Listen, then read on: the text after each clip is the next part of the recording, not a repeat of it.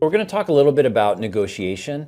In this particular video, less about negotiation strategies and tactics, but just to know there's 4 key places where negotiation happens in a transaction. The first time is just on that first call between the buyer's agent and the listing agent. So this is a really key time just for some soft negotiation. Buyer's agent's asking some questions. The way the seller's agent answers those questions really might give some info to the buyer's agent about how they could construct that offer. But just knowing that initial conversation, whether it's in person or on the phone, even over text, hopefully it's not text, but in person or the phone, you can get just some more context clues in those conversations that the negotiation game is afoot in that conversation. So you're having that conversation, be ready. Even if you don't know your client's gonna make an offer, if your client later decides they're gonna make an offer, that conversation that you had is now a part of what is being considered overall. The game is on just from that first conversation. So that's part number 1. The second negotiation is just the offer itself. This is what everybody thinks about when you think about negotiation. What terms are you gonna put in the offer? How you've written up the offer? Is the offer complete? Is it legible? Is it a clean scan? Did you send it with a nice introduction over the email? Just the more technical points as well as the softer points. Is it a nice presentation? Did you conduct yourself as a professional? Did you negotiate well in the offer? Just all of that happens when you're sending the offer and handling counter offers. I would say that's the second period of time when negotiations happen in a transaction. The third instance where there's negotiating happening, and it's good to prepare your client for this, is during inspections and appraisal. So that kind of window of time early in the transaction, you got an offer accepted, but now you're gonna do some inspections, the lender's ordering the appraisal, you're gonna get these things back, you're gonna get disclosures back, which potentially may contain new information, maybe some surprises that the buyer wasn't aware of, that now there's this mid-transaction negotiation that can happen. When your buyer's presented with all this information, do they still wanna go forward with the transaction? Yes, great, they can sign off. Did the appraisal come in low and the buyer has to put up more cash? Are they okay with that? Or maybe they only okay if the seller makes some other concession. There is this period of time that it really are very frequently renegotiating some component of the contract. It's just good to know going in that you will likely have this extra period of negotiation. It's good to set that expectation for your seller and your buyer that, hey, we're super thrilled, we've got our offer accepted, we're opening escrow, we're not all the way out of the woods. There's this other set of negotiations that will sometimes happen when the inspections come in, and we gotta make sure we get through that as well. So at least you're setting that emotional benchmark that we've got another set of negotiations to get through before we're all set. A fourth set of negotiations is really not thought about a lot, but it has to do with just negotiations that can come up in the final hour, the 11th hour, right around or before the close of escrow.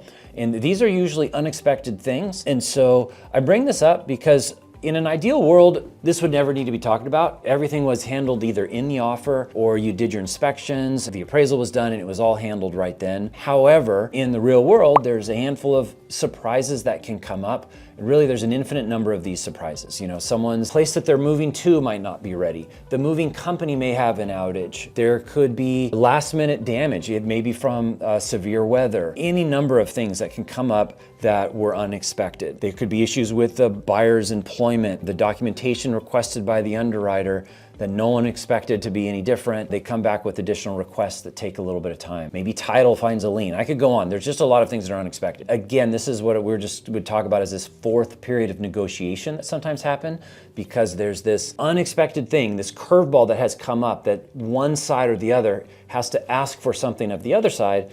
Now, the other side doesn't necessarily just want to say yes. They might say, yes, if you also do this. And now negotiation round number 4 is afoot, and you have this back and forth to get to the finish line, which is the close of escrow. There's not really a specific strategy for handling this other than just be prepared. Know that this period of time can exist. Hopefully no one is opening any champagne, at least until the escrow has closed, because you're just not all the way done until you get to that closing. Your buyers and your sellers having that mindset that there are unexpected things that can happen. You're doing everything you can to make sure all the controllable things are controlled, but nonetheless, certain things are uncontrollable and they can pop up, and just being prepared for that takes some of the peaks and valleys emotionally out of the transaction. It makes it a little bit smoother and happier experience for everyone to get through it. So I said there would be 4 negotiations in the transaction.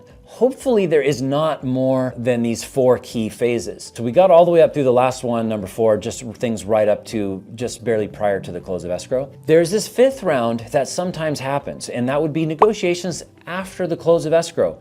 And so I only say this, I wish I didn't have to talk about this, because anytime you're negotiating something after the close of escrow, someone has messed something up. Something went wrong, something was not prepared for, there was a mistake, and you have to have some negotiation afterwards. The contract essentially does not dictate what's supposed to happen after the close of escrow. The contract goes up until closing. Your agency relationship with your client ends at closing as well. So you really aren't even the agent once the transaction has closed. I bring this up because sometimes there are issues that happen after the close of escrow. The risk to you as an agent for how you handle yourself and or mishandle the situation are much greater after the close of escrow. And we highly recommend, if there's anybody asking you for stuff after the close of escrow, even if you think it seems innocuous, just know the consequences are higher because the contract doesn't dictate it. The solutions generally involve court or threatening letters from attorneys or just other more stressful things that are harder to work through because you don't necessarily have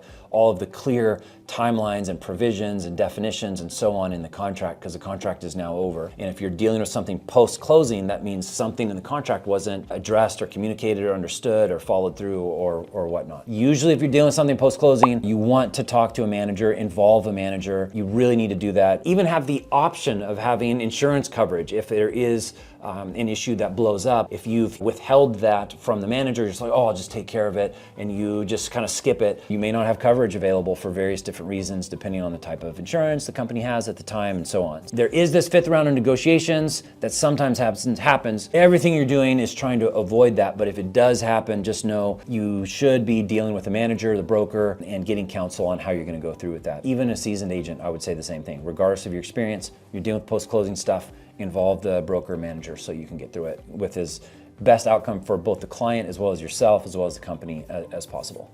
Thanks for watching. I hope this was helpful. If you learned something or if this helped you solve a problem, follow me for more.